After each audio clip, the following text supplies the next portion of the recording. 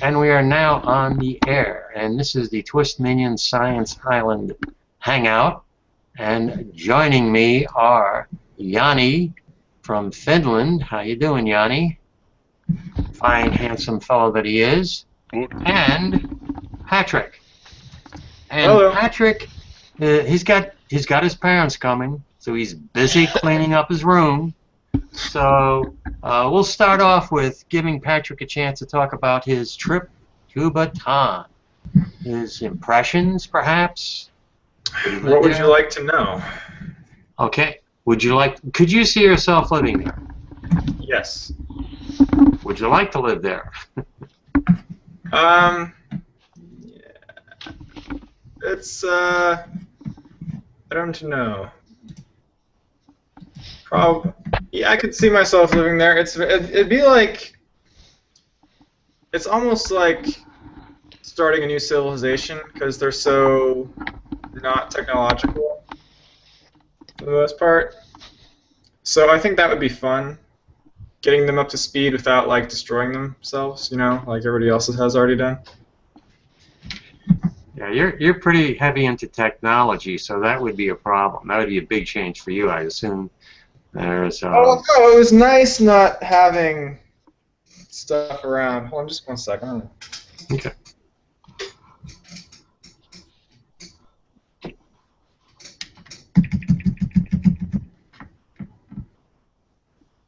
Okay, there we go. You know what? It was nice not having a lot of technology to distract me and whatnot. I don't know. It's traveling's different. What's the longest you've gone without an internet connection? 2 weeks in the last like 5 years. That could be difficult when it comes to living at a place. No, it's not that difficult. I mean, it's nice to be able to connect and like let people know what's going on, but it's like I don't really care. My mom's the one that would care. She's like she has to know exactly where I am at all times, which I find. Well, I mean, profession. But What could you do there? I mean, obviously, there's a lot of things you can do there, but what kind of profession do you think you would find there that you'd really enjoy doing? That you could say, this is going to be my career. I wouldn't mind just working on the farm, frankly. I mean, it's all like, I'm sure it's back-breaking work, but it'd be more fulfilling than like just surfing the net all day because it's actually something you got to do to survive, and you're helping out locals and whatnot. They have in Thimphu they have a rather large farmers market. It takes up 2 or 3 floors of almost like a convention center-ish area. Not like a huge one, but I mean the country's only 750,000, and there's some stadiums that fit that many people. But it's yeah. I mean they had. Although every farmer's booth pretty much had the exact same selection. It was either spices, or it was either all spices, or it was like a selection of like 10 vegetables. That was pretty much it. Because it's all in season stuff, so you don't have like I would have killed for a bell pepper. No bell peppers because they were out of season. But Everything's fresh, though. Everything's fresh. I hear there are blacksmiths there. I could see myself being a blacksmith. Blacksmith. Yeah, there's a. Let me see if I can find. I don't know if I'll be able to find it immediately because. But there's a photo. Probably towards the end of my collection. Let's see here. All the farmers have these machetes. You can't buy them in stores. You have to actually have a blacksmith make one for you. They're not like the fancy sickles you see. Not like the sickle like in the Mark's sickle or whatever. like hammer and sickle. It's like a machete, but it's not like a fancy machete. It's like an industrial farmer machete. Utilitarian. Yeah, utilitarian machete. I actually should have it in my email, maybe. Okay, I can see that. You're doing something and you immediately see the product of what you're doing. Right. Here it is. Let me share my screen. Screen share. I don't know if it'll be blocky or whatnot, but this guy right here. Yeah. I mean, I plan on building one of these. I would have bought one, but like I said, you have to order one from a blacksmith, and I was only there for like 5 days, so that wasn't gonna happen. But I have some spring steel that I got off of the struts of my car. So as soon as I have a forge working, and I can do the woodwork just fine, so I'll eventually have a really nice farmer's machete. So. Actually, that's well, we talk about basically Science Island in the beginning. That's what you're doing. You're starting with some basic stuff, building a house, but you're seeing the product of your work. A little bit, I mean, a little bit different from what you're doing right now is basically what, just fixing problems? Yeah, I mean, it's problem solving. Problem solving. I can do problem solving all day long. I could build anything if I had enough time. Like there's an issue with the heat shield for Orion that they're having to work on. I heard some engineers discussing today. It cracks or something. So one of the polymers that they use cracks or something. So they have to completely rework it. Do the natives walk around with cell phones? They do. Everybody has a cell phone. Okay. It's like you go into these monasteries, and actually, let's see here.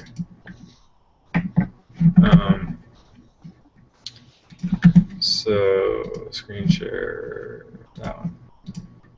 So you go into these monasteries, and there's these young Buddhist monks, but the guy that has his head down right there is actually playing a video game on a cell phone. You can see it in his hand right here. So he's looking down at his cell phone, and his friend is looking at it too.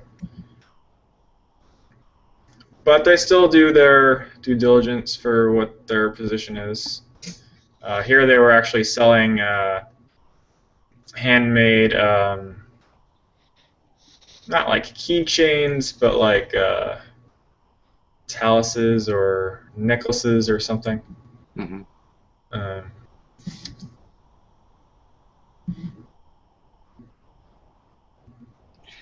So, at least in some areas, tourism is a big. Tourism is like the third largest income for Bhutan. First is hydroelectricity.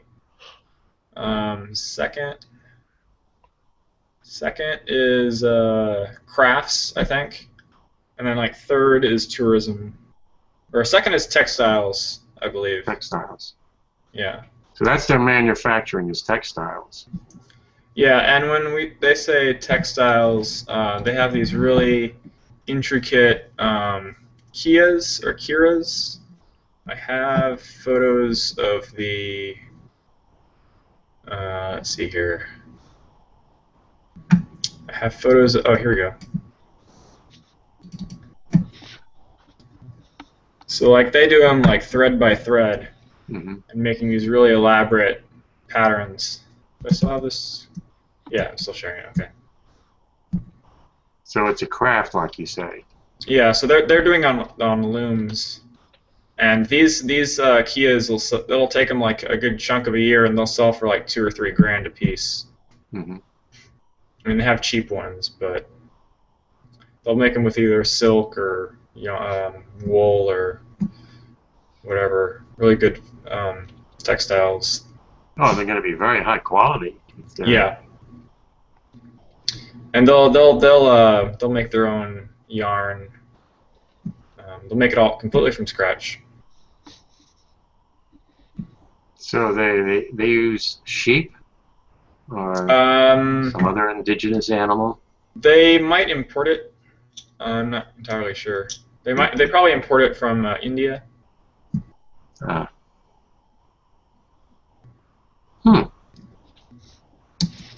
wonder what kind of animals they have on their farm. Do they grow rice?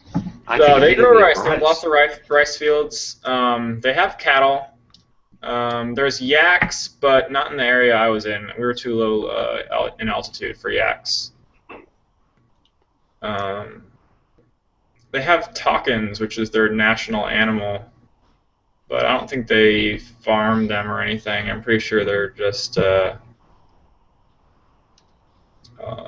There's a little kid in the background behind a loom. Barely even noticed he was there. That's really interesting. They're spinning their own thread right there, or wrapping a ball of yarn right now.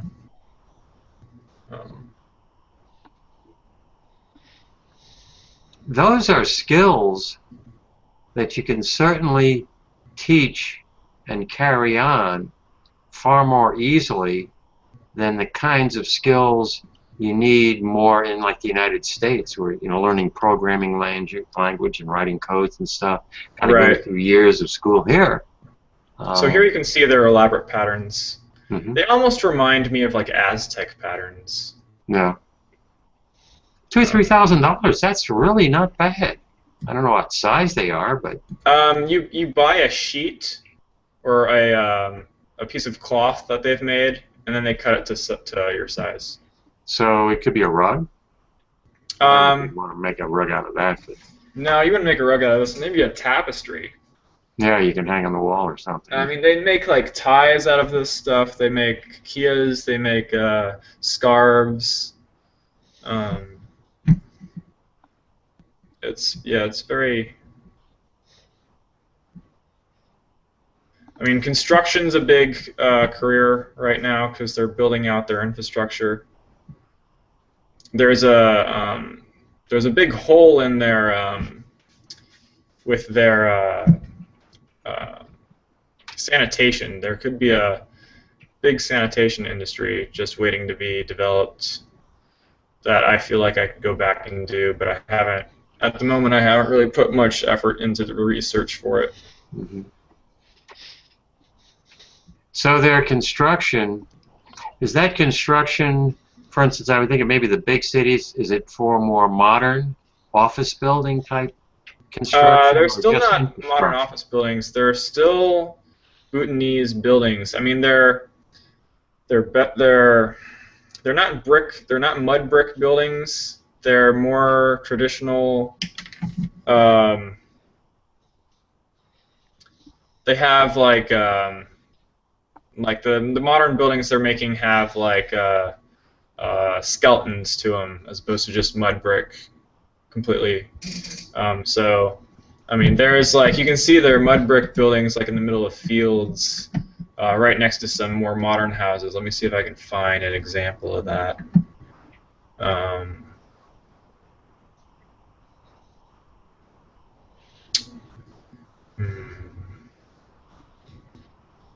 Maybe here? No, that's more of their modern section.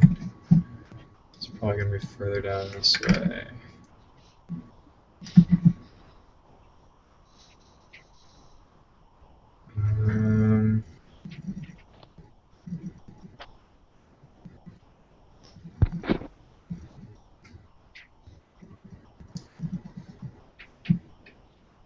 I mean, so like, where is it? I know I have some photos of them doing some construction.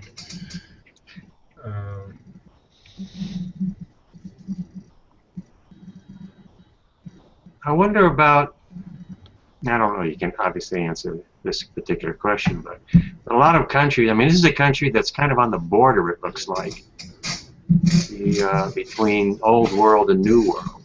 Yeah, it's really weird when you're walking through it, because it's like Parts of it are still like third world country-ish, and then like the rest of it is like second world or like 2.5 world or something. I mean, there's 3G cell signal on the highest mountaintops, and that only happened since 2004. 2003 they didn't have any cell coverage at all. But their internet isn't all that great. Oh, here we go. So this is an old building. This is all mud brick. But and then you can see like there's a cow down here in the corner, and there's some guys working around in the field. But you can see surrounding it. There's just piles of wood. That's I believe is being straightened or stored, and I believe they took it off of this old mud brick building. And if you look at it, I think there's actually a tree growing in the middle of that. But you see power lines. Almost looks like it. And a paved road going on the side. So this is one of their old buildings. They didn't completely demolish it. It's still there. But you can see off over here, these are their more modern buildings. They're very ornate. All of their buildings, whether it's an office building, a downtown, or whatnot, they all have like inlaid carvings and paintings and whatnot. The idea of craftsmanship again. Right. Yeah, they have like that's one of their kind of like Germany where they have like trade school and then like engineering school, etc. They have like I think the monks learn I don't know the exact timings of it. Like they might have like a year of each, or they learn each skill. They learn painting, they learn weaving, they learn craftsmanship, and then they pick a thing and they go with it. So like here are some locals walking through a field. Here's some rice fields that we walked through. That was fun because they have little aqueducts that to let water into each field and whatnot when they harvest it. There's an aqueduct right there. Kind of country you could bike through. Yeah. In fact, I think I want to go back and do a bike tour. See, here are their buildings. Like if I zoom in here, you can see. Like here's part of here's like an old mud brick outer wall. And here's like wooden structure, still mud on the outside probably, or like a adobe almost on the outside. But they all have these like, if I zoomed in, if I had a detail of this building, each of these little squares here would have a carving in it and a painting. And there's hundreds of these per side of a building, and there's thousands of buildings, and just has to take so long. I mean, they can get the building up really quickly, but then it takes like 2 or 3 years to finish painting it and whatnot. I know you mentioned that they don't really allow immigration. Correct. They have a stable population. For the most part. I think that's where some countries like that are losing their young people, who once they do they have televisions, I presume, but they do, but they've only had it for about a decade or so, maybe 15 years. See, here's construction of a modern building down in Thimphu, and they use bamboo scaffolding. I was looking at it and I said, yeah. It's bamboo scaffolding, and it's tied together or slashed together or whatever. Natural resources. Yeah, but I mean, this is the external shell of it. I mean, they're using concrete. It's got a concrete superstructure. Actually, I'm not entirely sure if they're building this or tearing it down. It looked like they were building it. But then here again, here are them. Here's someone drawing rice, drawing basami rice on a porch out by one of the farms. They dry it in the sun, and then of course here's one of the crazy villages that makes phalluses and whatnot. I wonder if they practice birth control to keep the population I stable? believe so. You say you can get prophylactics in the stores there, or? They do have. Here's the Bank of Bhutan, also known as Bob. Bob. I have some of the photos are intermixed with other photos because my cell phone camera wasn't synchronized to the correct time because I couldn't get a cell signal. I didn't buy a SIM card while I was there. I wish I had. But here's some kids playing at a farm. That's the phallus farm, actually.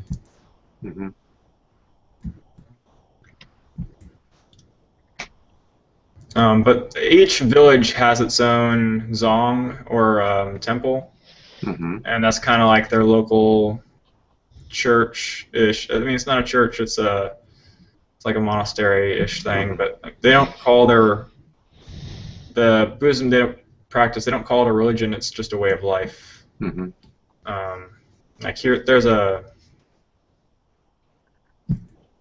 shrine. There's some young monks in some woods. So they are able. They have young men. Do they have any women monks? It's all men. They do. There's a nunnery we went to, but there was only one nunnery we saw. There may have been more, just that we didn't get to see them. So young people want to become Buddhist monks. Not necessarily. It's probably just a way of going to school for them, because monks all learn. But I mean, it used to be that each family would give one child to the monastery for to become a monk. Now it's voluntary, but the monks get a good education and whatnot, and like. After they turn like 18 or something, or not necessarily 18, but somewhere around there, like 15, 16, something or other, they can decide whether or not they want to continue being a monk or if they want to go out and do something else. Okay, so they picked up a trade. Some people say I've had enough and I don't want to be a monk anymore, but others go really far into it and like stay monks for the rest of their lives. But once you leave, you can't come back. Oh, okay. You know, that's really somewhat similar to the military. Poor people joining the army to get a trade. Right. Same basic idea. Huh. That's our guide, Kaizong. He was cool. So you don't have a problem. You can just go around taking pictures anywhere. For the most part, I mean, you should. I mean, what we did, or what a few of in the group did, was if you take a picture of someone and they see you take a picture of them, like you're at a like this guy right here that's at this prayer wheel doing his like rosary bead-ish thing. If you're in front of their face and you take the picture, you should give them a little bit of money. Okay. For their photo. I mean, they ask for money, but you don't necessarily have to give money, but it's kind of like, I mean, if they ask for it, you should give it, but if they don't, you don't necessarily have to. But it would be rude to not compensate them for... And you don't have to give them a lot of money. You could just give them 1 rupee, which is like 5 cents or something. But like, here's a bamboo fence. It's just tied together. Yeah, for the most part. With its own bamboo or like weeds that were lying around. So they're using all traditional methods. Yeah, but I mean, then you see like here, over on the side, you see some wire tying it together. So it's they use whatever they got lying around. Yeah. I mean, they do have, like you can see in the background, there's a barbed wire fence to keep animals away from it and whatnot. This is a prayer flag area. White ones mean it's for someone who died, but not necessarily there. It's just you put them as the highest peak you can get. They burn their garbage, at least rurally they do. That's a fire pit right there.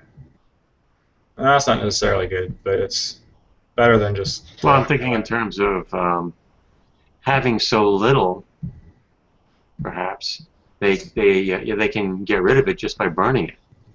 I mean, there's more and more. Like, there was a big pit of garbage over at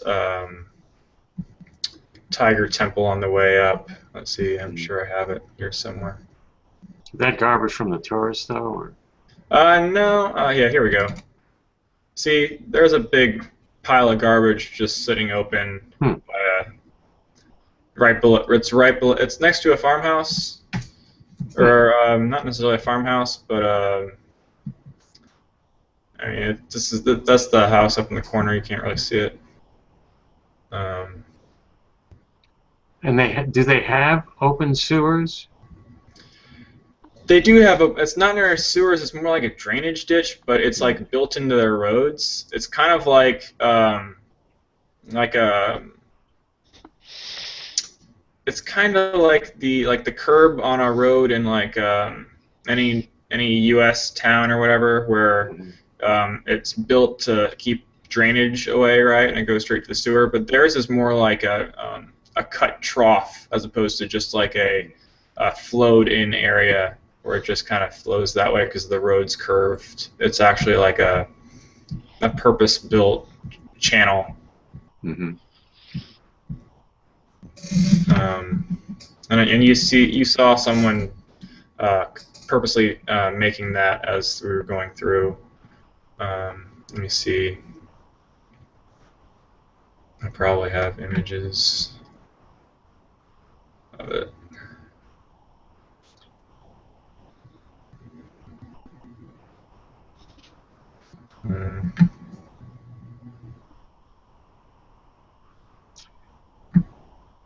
Nothing's really jumping out at me here.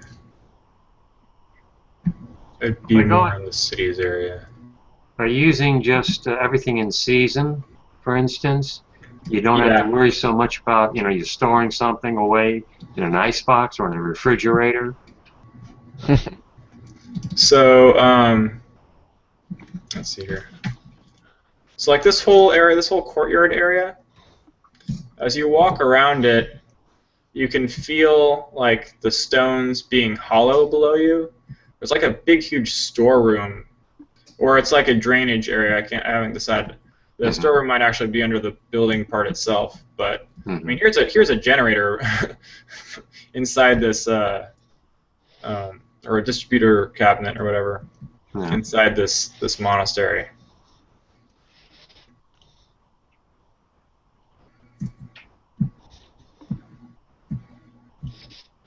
This is some monks just after they get out of a prayer chant. The sashes you see that these guys are wearing, that indicates that they're just civilians. They don't have any rank. If they did, it would be like yellow or orange or purple or green or something based on what they have. This guy with the whip is a taskmaster. He keeps the young guys in line and tells them what to do and whatnot.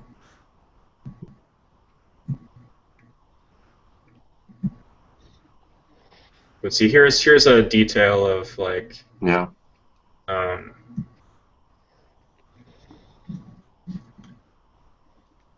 actually kind of like this photo.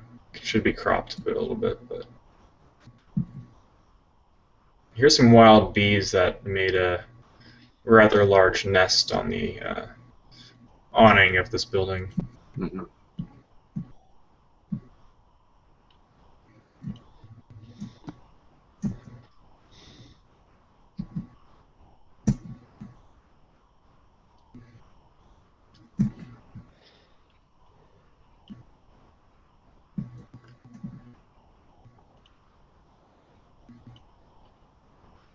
I don't know how well the photos are coming over.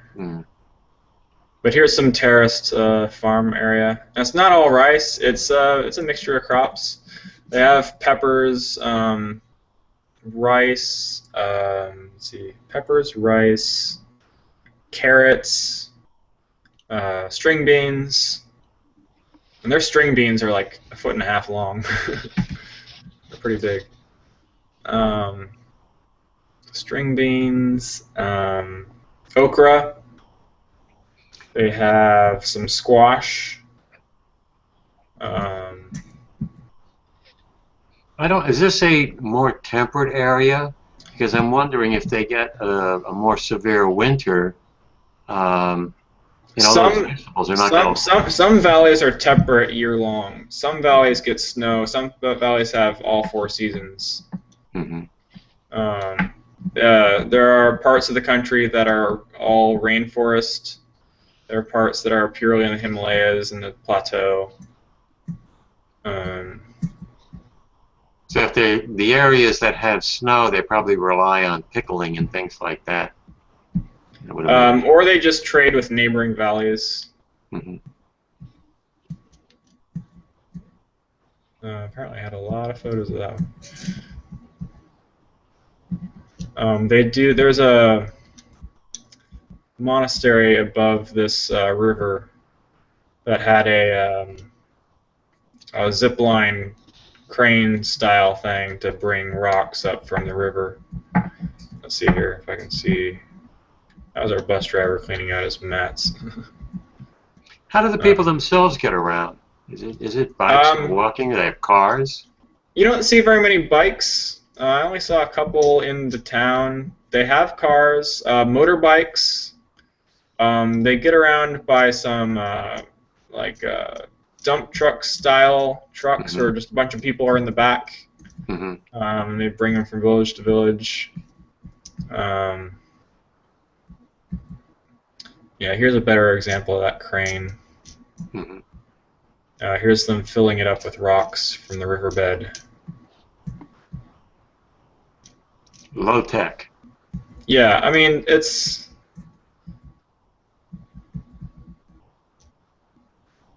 And here we're going through a field again. So here's a bunch of pepper plants. If you think about a lot of people doing farming, they don't, outside of getting their crops to market, they may not have to go very far. They may never have to drive, ride or go someplace 200 miles away. Right. Here are some malnourished horses. Yeah. I mean, they use horses to, pack mules or whatever. Yeah. Here's a flooded rice field. I think that's rice. Yeah, that'd make a big difference. If they started driving cars, they'd have to import petroleum. And this looks like a place that doesn't really rely on importing much, except perhaps that cotton or whatever the heck it is, wool. It's all subsistence farming, but they do have vehicles. Mm-hmm. So they do have to import some. I mean, they may have natural gas deposits. I don't know. I don't think they do. Yeah, I wonder how much electricity their homes use, particularly out. All of their electricity is provided by hydroelectric. Because they actually sell hydroelectric to India. Oh, okay. So they've got. But if they don't have access to hydroelectric, then the king will give them solar panels to use. That's interesting.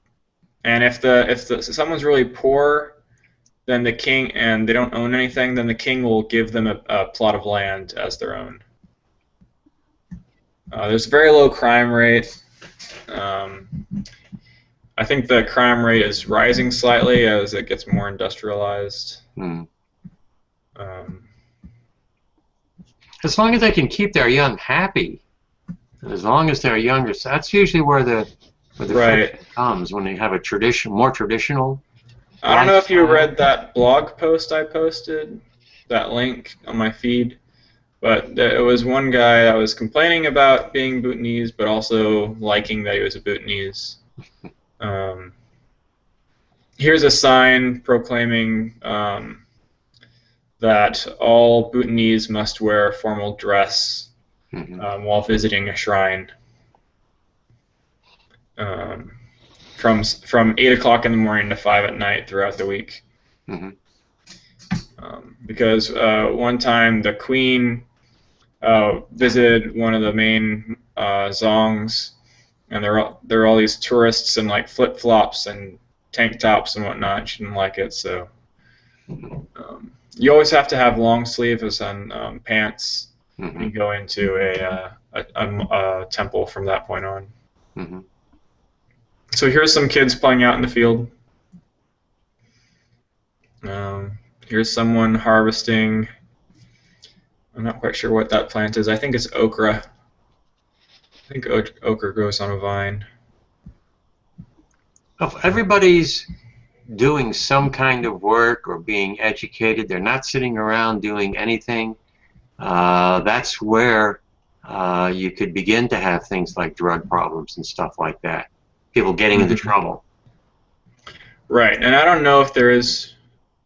Everybody's actively engaged. I didn't see any real drug use. I did see betel nut a lot, which it's not really a drug per se. It's addictive. Yeah, it is addictive. But it's mostly because they don't have anything to do, so they chew on betel nut or whatever. And they had a betel nut like thing at the fair we went to. Mm-hmm. A bunch of different varieties, or a bunch of different like toppings or sprinkles or some such thing you could add with it. And I tried just a piece of the betel nut. I mean, here's a beer in the middle of the. Now, I wonder how much they're changing technologically and in terms of like the sciences. Mm-hmm. I wouldn't perceive that a country like this would be teaching a lot of science, a lot of new ways of doing things, and new ways of gardening. They probably would use the same gardening, farming techniques they've used, for 1,000 years or something, as opposed to trying something new, some new form of gardening, farming. Their goal is to be completely their country to be completely renewable by 2030. Mm-hmm. Or zero waste by 2030. Mm-hmm. So their shopping bags are biodegradable, and they're not like paper bags. They're made of a paper fiber, but they're like plastic style bags, but they're different. So. But I mean, like, here's a kid wearing a Ben 10 shirt and a Spider-Man jacket. So I don't know if he knows what the characters are, or that's just the clothes he happens to have. Everybody likes Spider-Man. Yeah, but he's also got like Crocs on, or slippers or whatever. So I mean, I pointed to his shirt and said "cool," and I think he got that, but I don't know if he actually knew what it was. I mean, I saw lots of kids with those shirts. I think they just get them from India, and that happens to be a popular show. Yeah, as long as the young people can express themselves somehow. I mean, that would be important. If it isn't a case of, you have to follow the rules and this is the way we've always done it, young people don't like that. But if the young people are engaged or doing crafts, for instance, where they can exercise their imagination, that can work. So like here, we're on the top of a zong. You're not allowed to take any pictures of inside the zong, or even like there's a Buddha statue facing each direction inside this little enclosure on the top of the zong, but you're not even allowed to take a picture of that. I don't think I have a picture of that. What about pets? I don't stray dogs, stray cats. There's lots of stray. There's lots of stray dogs. I didn't see any cats. No, there were a couple of cats. But dogs are almost as numerous as people. Because dogs are the next, or humans are the next in line from dog in reincarnation. So you don't do anything to dogs. They are trying to like neuter them and whatnot, but they don't like exterminate them or anything. They just let them be, and they mostly sleep during the day, and they're up barking at night. Well, I'd imagine that most of the people go to bed pretty early, and there's probably not much happening around 11 or 12 o'clock at night. Yeah, maybe. I don't know that that's true everywhere. They have a So lot you're of getting up at they have a 5 or lot 6 of they o'clock. have a lot of festivals, and Mhm. those can go late in the night. Mhm. But I didn't really see any festivals while I was there. No. There's some of them that are pretty sweet to behold. Like on the weekends, they have like parties in the streets and whatnot. Mhm. From what I've read.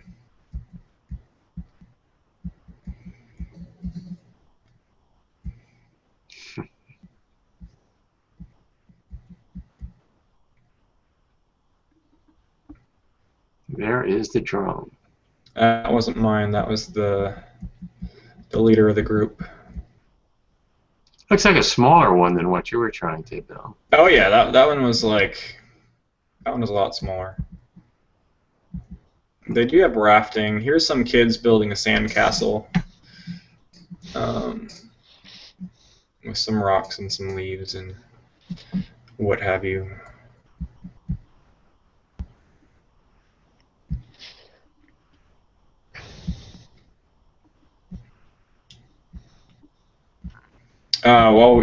This was a nice lunch. After lunch, we played this rock throwing game. It was a lot like horseshoes, only instead of trying to hit using a horseshoe, you had a rock the size of like a really small loaf of bread that you were throwing, and you were trying to get it to land next to the stick or something. It was harder than it looks. That's anyway. It looks like, I mean, in this kind of a tour that you did, you really do get to see how the people live, as opposed to some kind of tours where you just want to look at the shrines or you want to look at the majestic views and things. Where this looks like it's pretty much integrated into everyday life. Not necessarily. We saw a lot of cool scenic views too, but we did walk through some farms and. Like here's their longest suspension bridge or whatever, right there. I would have a problem. Me and suspension bridges don't get along. It's a very sturdy bridge. It's not shaky in any way whatsoever, unless you're purposely jumping up and down on it with a bunch of people, which people do.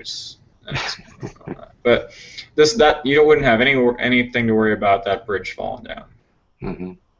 If I could feel it swaying, that's all I would need. It's pretty securely tied down. There was little to no swaying. So like they have traffic jams and people just come out and talk while they can't drive their cars, and then when the road opens again because they were working on it, they drive like mad people.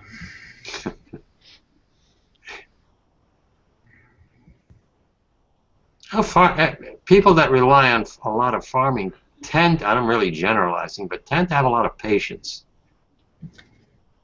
Yeah, that could be true. It might just be running around, hustle and bustle. We have to go to 14 different places, during the day. They have maybe just, just to get around, do some farming, get home, etc. Yeah.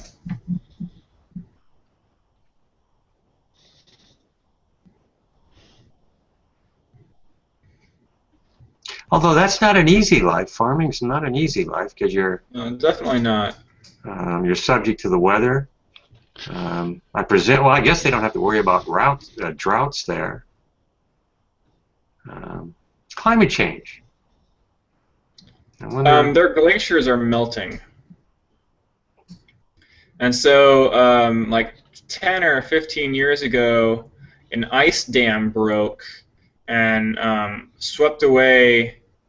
almost swept away one of their main zongs. It got really close to sweeping it out of completely destroying it. I think I have a panorama and I can show you where the water line was. But my guide was actually in a school that was only slightly higher up the bank than the water line got to.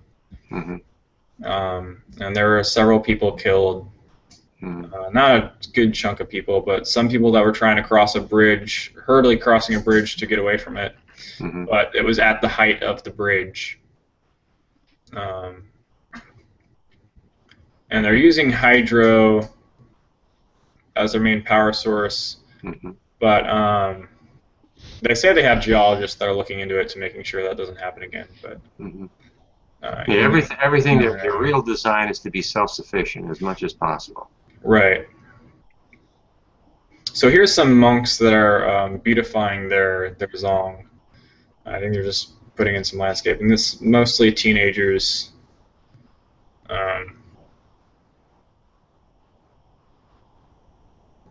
But they have like traditional like. You don't see like a modern shovel or anything around here, and frankly, I don't think modern shovels work that well. I think their tools work better. Well, the idea would be as long as it's working, why change it? Right. Here's a set of guys that are rejuvenating or restoring some zong pieces, some stupas with some ornate pieces to them. But they have paintings like this everywhere. I don't actually know what this one means. It's something significant that the guide said was too long-winded to explain.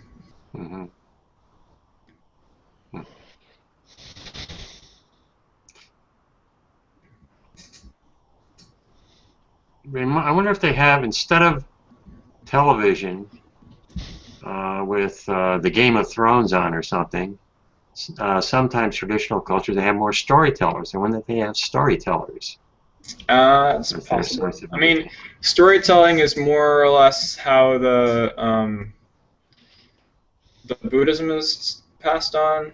I mean, there's lots and lots of stories about various bodhisattvas. There's like 1,012, or there's 1,028 or 27 or something bodhisattvas, and so each one has a different story.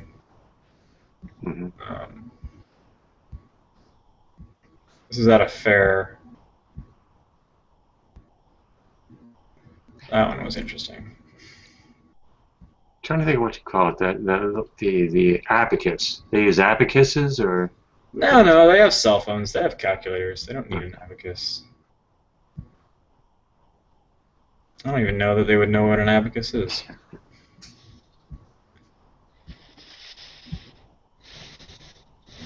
I mean, here's a booth for green technology. I'm not quite sure what that meant. I never really stopped to look at what they had.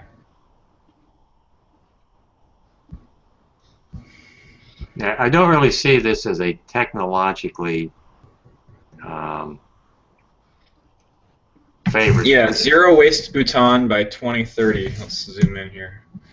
Minimizing the demand on resources and maximizing the reuse, recycling, and recovery of resources through most efficient use of resources instead of treating it as a waste, and changing the mindset of the Bhutanese citizens by practicing the 6 R's to achieve zero waste Bhutan by 2030.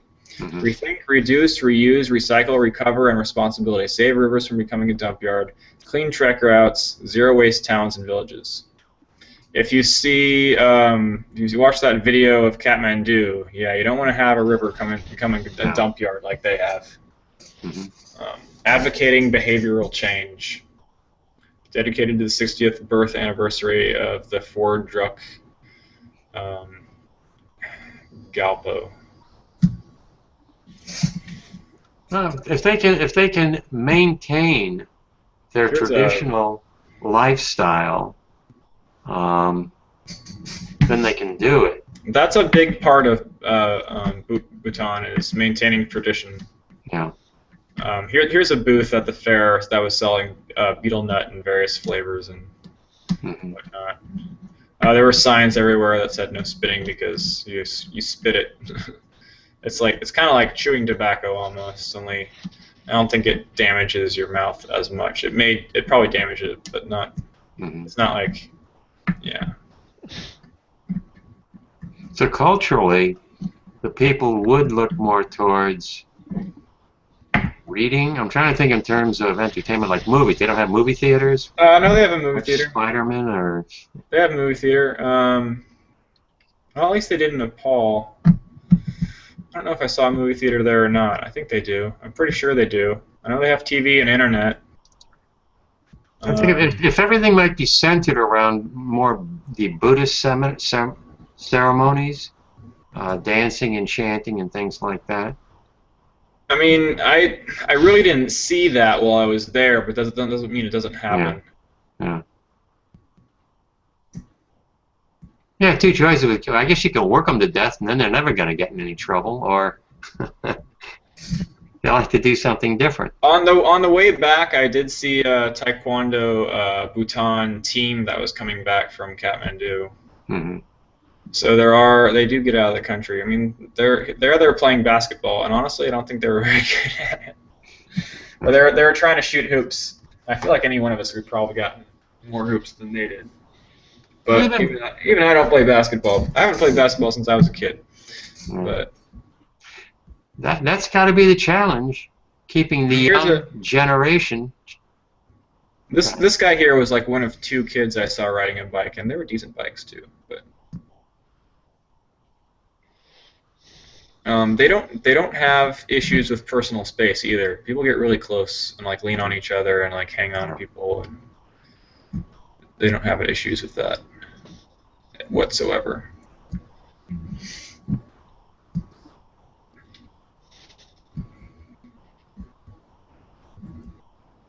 Oh, well, I think of even in Japan where people tend to live together, many people living together in a small space. So the idea of privacy, our American Western idea of privacy, doesn't exist much. No, I don't think that's it. I think it's just they don't spend much time by themselves. Mm-hmm. Arranged marriages, I wonder? I don't know. I don't believe so. But each person has their own sign, not like astrological sign, but like born in the year of whatever. And so if you get two fires together or something, that's not a good match. Or no. Like you don't want astronauts. Doesn't any of their young people want to be an astronaut? Well, see, we were talking to our guide about that, and we were talking about space, and we were like, he walks over, and we were like, you know, if you want Bhutan to really jump technologically and be environmentally friendly, you guys should start a space agency. I don't think he was. I mean, he was.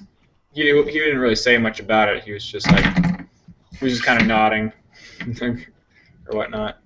But here's like. I mean, this town reminded me of like a little Rocky Mountain town or whatever, like kind of like Estes. Yeah. I mean, they got a lot of motorcycles. There's like one or two main streets, and then they're surrounded by mountains. I mean, they have more than one. I mean, this is a city of 100,000 people, so there's more than one or two main streets. But this is a rural street-ish area, I guess. Mm-hmm. I mean, it's like video games. Young people love their video games. And once a kid gets started playing video games, it's hard to get them off. So, like, here's their farmers market. There's like grain section, and here's all of their veggies. They have potatoes, onions, okra, peppers, tomatoes. Eggplant, cabbage, cauliflower, no broccoli, lots of cauliflower, carrots. Here's a lot of dried peppers. Mm-hmm. Odd-looking carrots too. Eggs, zucchini. But almost every stall has like the same stuff. Mm-hmm. So that's like really, really big green beans, peas. I can't remember what that prickly one was called, but like bay leaves. Those were limes. I wonder if they have something like an astronomy lab where they can look at the stars. They use maybe astrology or Oriental astrology as opposed to astronomy. How do they teach? I wonder. I didn't really ask that, but the king likes technology, so I'm sure eventually they'll have it. Here's betel nut in its natural form. Obviously impossible for me to tell, but to me, I don't think I'd ever want to be a farmer doing basically one thing all the time, unless you can get, you know, some high tech involved. But not just doing the same thing day after day, year after year. Finding a new way of growing things or something like that. Well, I mean, it's their culture, and obviously it's a very successful culture. Well, I mean, it's like any job. I mean, just because you're a farmer and you do the same thing day in and day out, if you're a teacher, you do the same thing day in and day out. If you're a garbage collector, you do the same thing day in and day out. It's not any different than any other practice.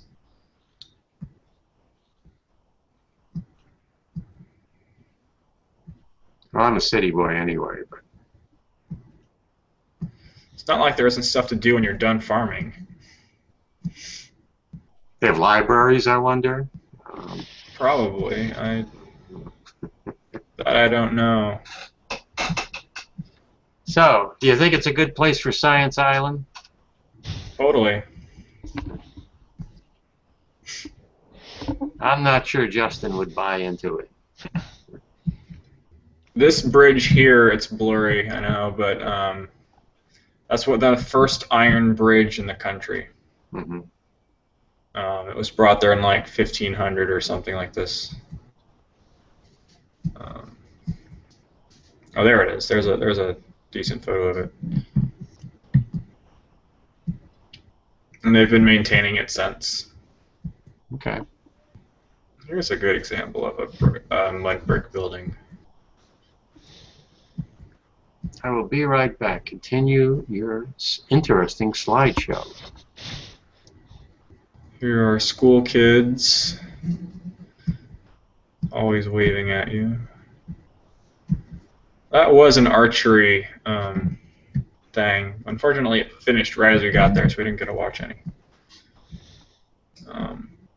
This is the first hotel in Bhutan ever.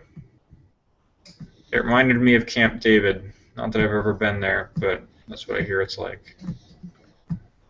They had these really weird locks. It was like a sliding lock. It was like a door handle and had a padlock to lock it. I got locked in while I was there. Someone forgot I was inside.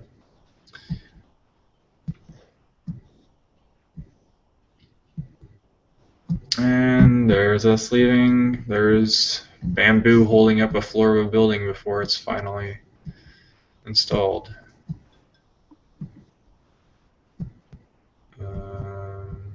Here's a guy with a bookshelf on his back. This is Kathmandu. And that's it. No, oh, I guess a little bit more.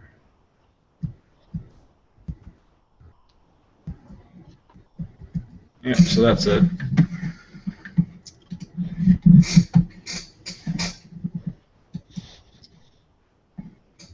So that's it for me. We're still live. Jani. So. Yes. Jani's probably playing some video game or something. I don't know. Usually, I think that's what Jani does. You sound like you really enjoyed yourself there. Yeah, Sound like you want to go back there. Yeah, I definitely want to go back. I want to go do the snowman trek. It goes through the bases of all the tallest mountains. And you get to see their remote villages and whatnot that rarely anyone ever sees. So there's that. But I can't hang on much longer. I've actually been here longer than I thought I would be here. I gotta get cleaning. Okay. We'll have a couple actual science stories we can go over. And you can chip in if you feel or hear something. Okay. But enjoy your visit with your parents. And my niece. All right. Catch you later. Okay. Bye. All right. Getting into some actual science. And I will screen share a habitable environment on a Martian volcano with a question mark. These researchers at Brown University, and they're speculating that heat from a volcano erupting beneath an immense glacier would have created large lakes of liquid water on ice in the recent past being 200 million years ago, and where there is water, there could be life. This particular volcano, it's Arsa Monis, and I'm probably mispronouncing that. Patrick told me how to pronounce it, but of course I forgot. It's nearly twice as tall as Mount Everest, and it is the third largest volcano on Mars and one of the largest mountains in the solar system.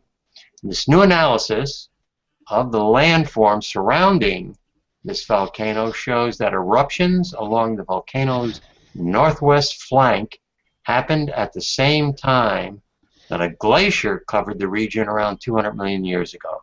And the heat from these eruptions would have melted massive amounts of ice to form in glacial lakes, bodies of water that form within glaciers like liquid bubbles in half-frozen ice cubes.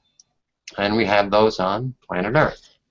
The ice-covered lakes of this volcano would have held hundreds of cubic kilometers of meltwater, and that's according to the calculations of Kat Scanlon, the graduate student at Brown who led the work. And where there's water, once again, we could have habitable life.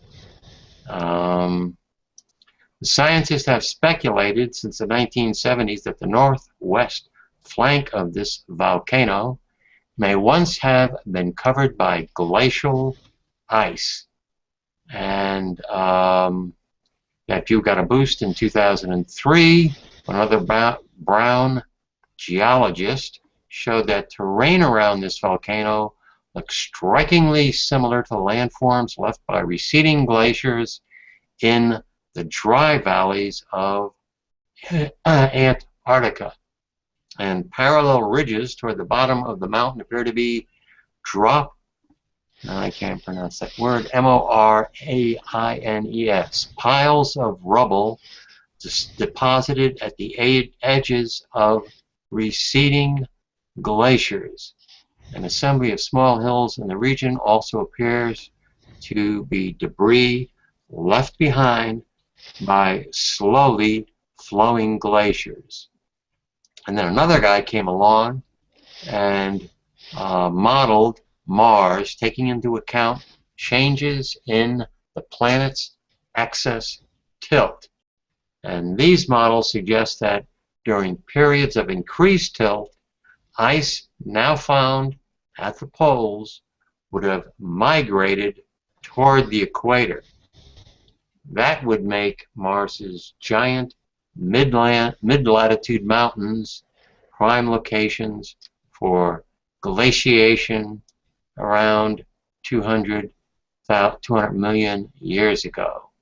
And they used data from NASA's Mars Reconnaissance Orbiter, and they found pillow lava formations, similar to those found that form on Earth when lava erupts at the bottom of the ocean. She also found ridges and mounds that form on Earth when a lava flow is constrained by glacial ice. Make that ice. The pressure of the ice sheet constrains the lava flow, and the glacial meltwater chills the erupting lava into fragments of volcano glass, forming mountains and ridges with steep sides and flat tops. The analysis also turned up evidence of a river formed in a something called, I can't pronounce the word, a massive flood that occurs when water gets trapped. When water trapped in glaciers breaks free. That's as far as I'll go. So we're talking about the possibility of liquid water. Liquid water forming inside glacial ice. So you got liquid forming inside of ice, and that flowing liquid could have been an environment habitable for life. And I think of a couple of weeks ago we talked about one of the moons and one of the planets, how that could have different layers of water. Ice, melting water, ice, melting water. And so we have another area on Mars where we could have life. Excuse me, Earth-like life. There could be life anywhere, because we don't know all the different types of life that there could be, but there could be Earth-like life on Mars, and I'm betting definitely there is some form of life, because bacteria, man, bacteria can live anywhere. All right, jumping into another very cool story, and this is about evolution and how an insect, a moth, was able to evolve a behavior so that it mimics a snake when it gets threatened. The caterpillar, what it does is it actually inflates one end, its head, where it has what looks like the eyes, and the eyes of a snake. And I mean, that looks like a snake. Also, let me just play this little video. Come on, video, play. And what you'll see is at the end of this caterpillar, it got a tiny little tail that moves back and forth. How in the world did this caterpillar evolve that kind of behavior? It's amazing.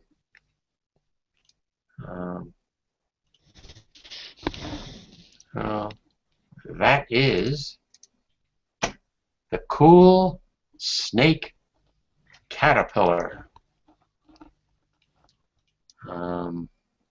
What else can we talk? We can talk briefly about Google's self-driving car. And I guess a question would be, just how much control am I, willing to give up to a completely automated car?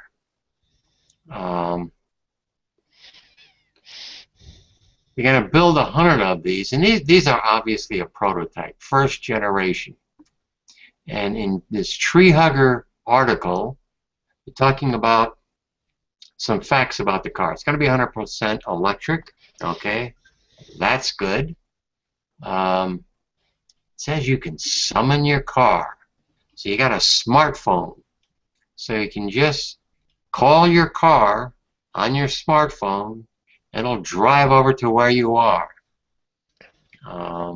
That's pretty neat. It has no pedals, no steering wheel. Now that's the part that's going to give me pause. I don't know. If there was some kind of a track, let's say a lane on the road for self-driving cars, so that all the cars are being self-driven, and they have a 25-mile-an-hour speed limit. They can't go any faster than that. So you couldn't get into too much trouble. But driving one of these things on a highway where I don't have any control whatsoever, I don't think so. It will have a range of 100 miles. That's good. That's going to cover just about anybody's commute. You could use this kind of a vehicle, certainly as a second vehicle, drive around, do almost all your chores and things. It's got a GPS system, and this is where this kind of GPS system, I think, is what we're going to see increasingly in all cars. You can recognize the difference between a curb, a pedestrian, a bicycle, a car, a sign, a traffic light. It can identify road markers, and it can see up to 600 feet in the distance. So GPS, I think, is something we're going to see in the future in our cars. Better and better GPS systems. And of course, you won't be able to forget anything, because if you left something in your vehicle, the car is going to tell you, going to remind you to pick up everything that you own, which would be great for kids, for parents with kids. They're going to be safer than normal cars. They're going to have foam bumpers. They're going to have a flexible windscreen. So if a human is hit by one of these, it will do a better job of absorbing energy and not crushing the human. And a 25-mile speed limit on the vehicle. Neat little toy. Just a prototype. I don't know, Jani. Would you be willing to turn your driving over to a robot? Perhaps not, but that's a silly one. What it looks like. Yeah, that's just a little toy. That's a prototype. Like a old Mac. Mm-hmm. Yeah, they're only going to make 100 of them. I've seen cars that look kind of similar. I think the old Volkswagen Beetle. I had that kind of design. Wasn't too big, but they really have to perfect their technology. Yeah, I know with the self-driving cars that they have, Google has, they have problems differentiating between rain. They have a problem in the rain. They don't pick up rain very well. So I'm going to guess they'll have this nice little toy. They'll be able to drive it around their campus, but there's no way they're going to have something like that available for people to buy and to use. Well, there is coming one with Audi. Mm-hmm. What was in software? Was it GTC? Mm-hmm. What have Jetson Tico 1? Mm-hmm.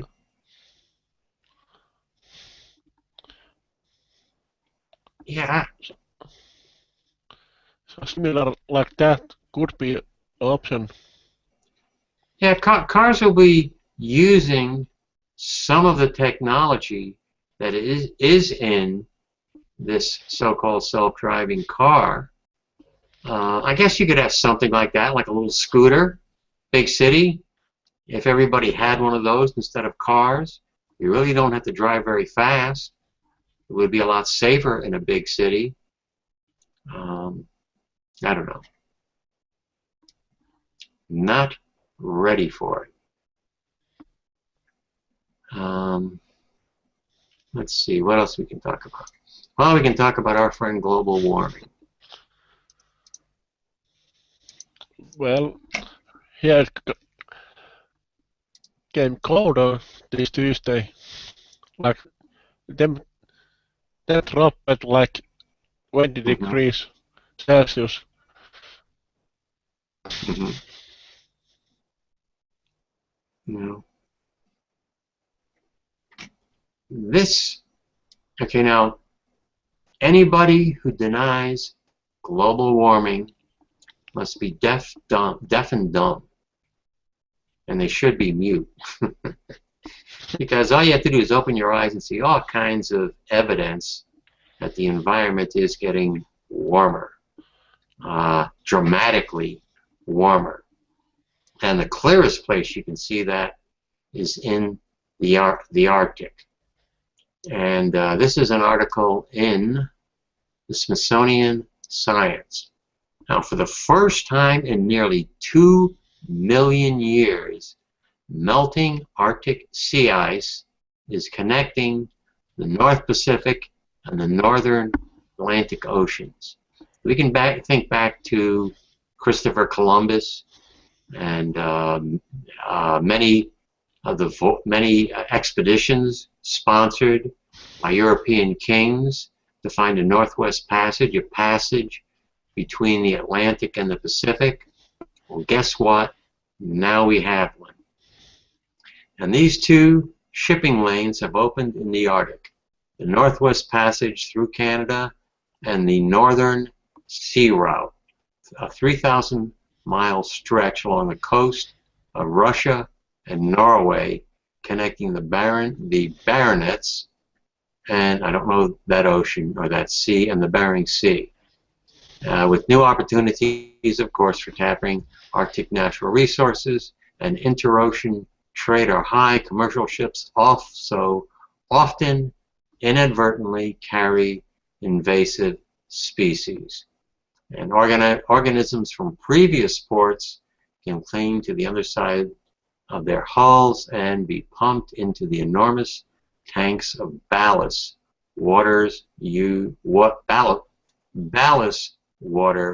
inside their hulls. And that's just about, it's about impossible to prevent species from hitching a ride on your vessel, moving around. I mean, that's just, I don't see how they can stop this.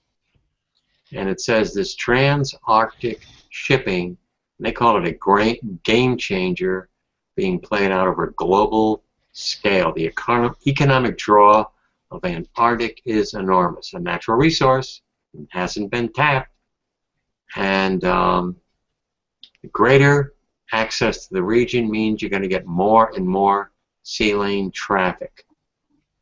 And the Arctic as we know it, I think, is going to be gone, basically. I don't know how long it's going to take, 100 years, maybe 200 years, but it's going to be completely changed.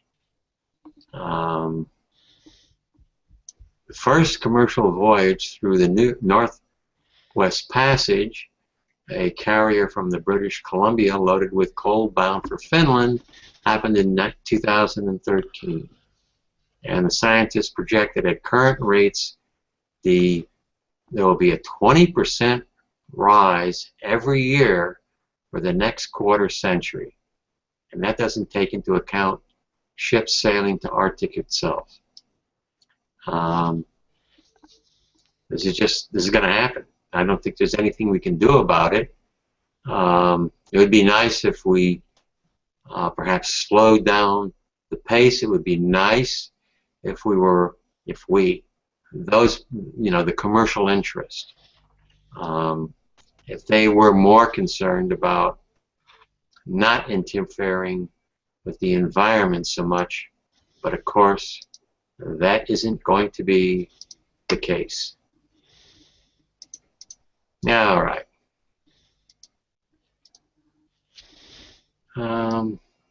It's a little after 10. I've got a lot of science stories here.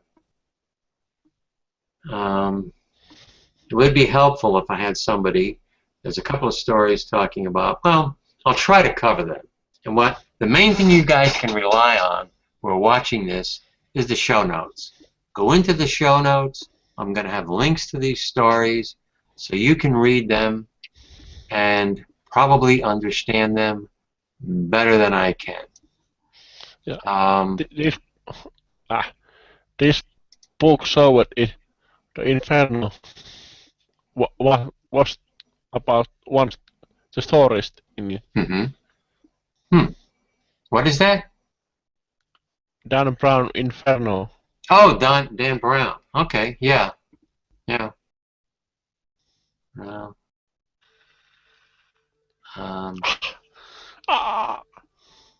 okay.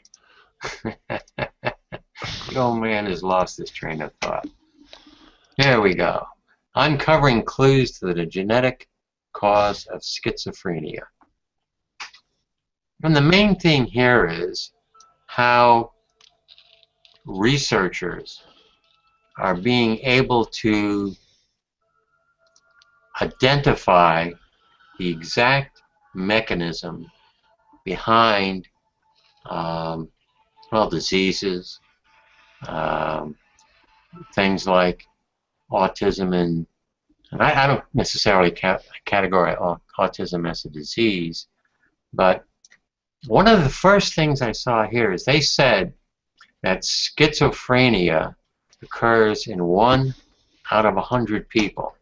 It's a psychiatric disorder in which patients experience hallucinations, delusion, apathy, and cognitive difficulties. And they say it affects 1 in 100 people. And I didn't really realize it was that prevalent.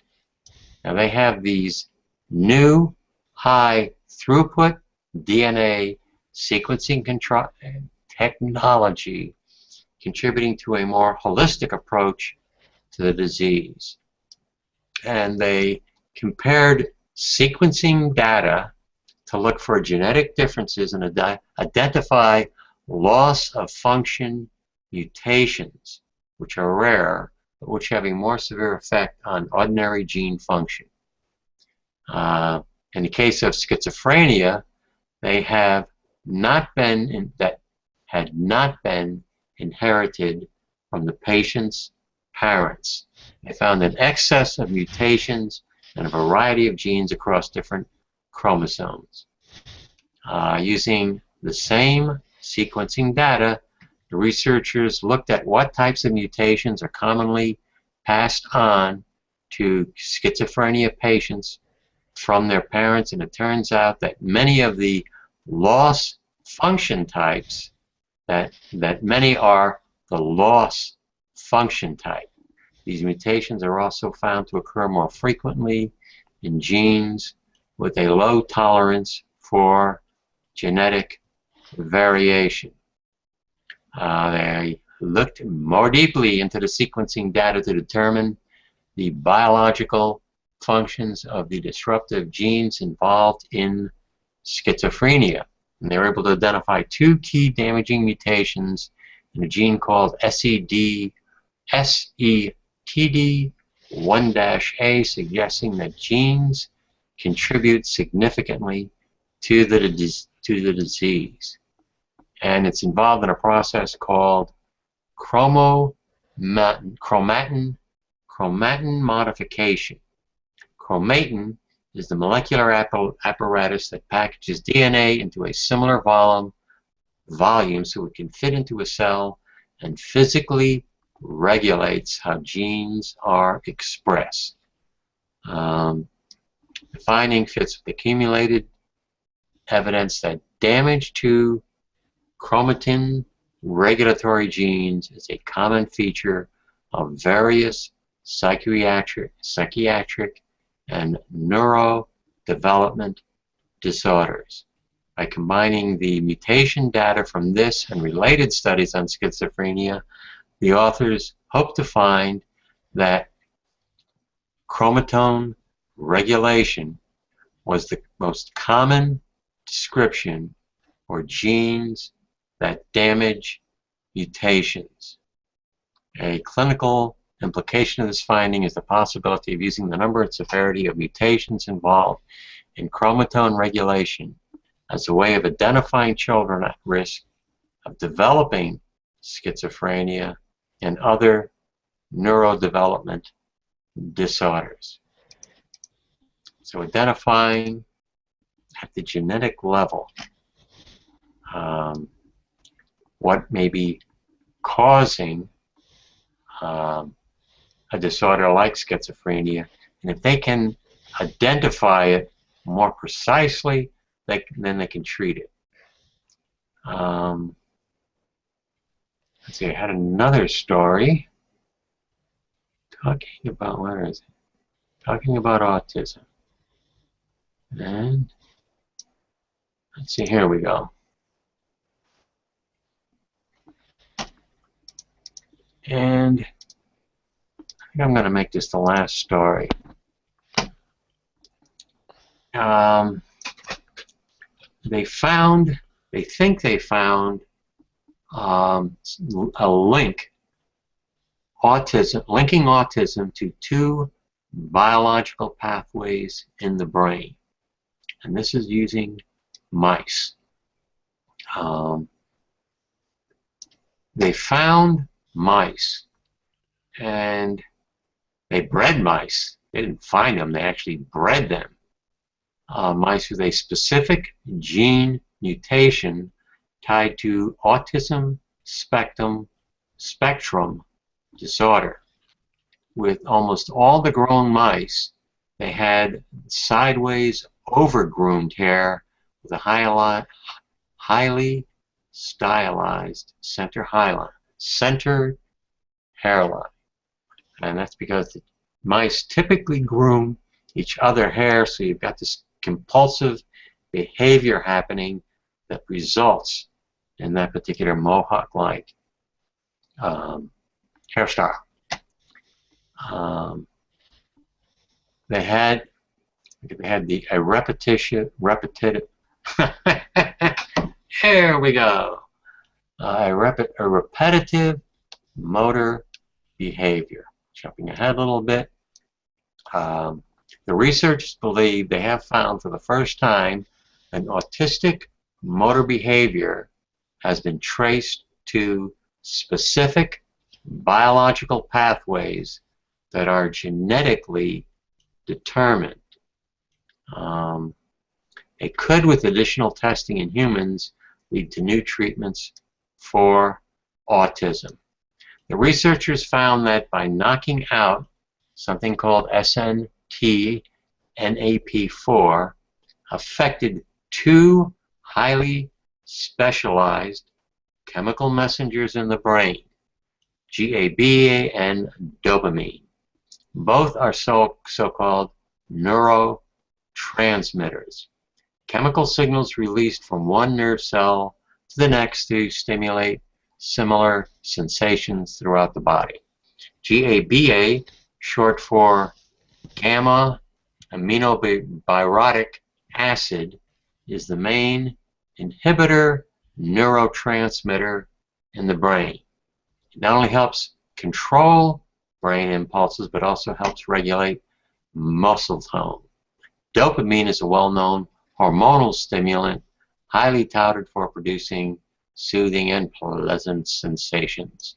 The researchers' key findings was that in these mice, reduced CNTNAP4 production led to depressed GABA signaling and overstimulation with dopamine.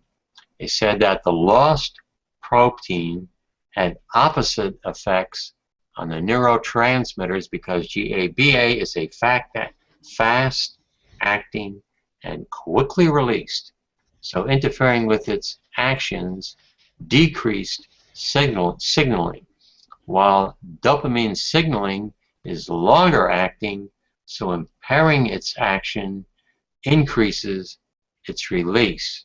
The study tells us that to design better tools for treating a disease like autism, you have to get to the underlying genetic roots of its dysfunctional behaviors, whether it's grooming mice or repetitive motor behaviors in humans. And I'll stop there because one of the things that I don't agree with is necessarily calling autism a disease, because there's such a range of function capability in autistic people. And in some cases, you take like Temple Grandin, it helps her.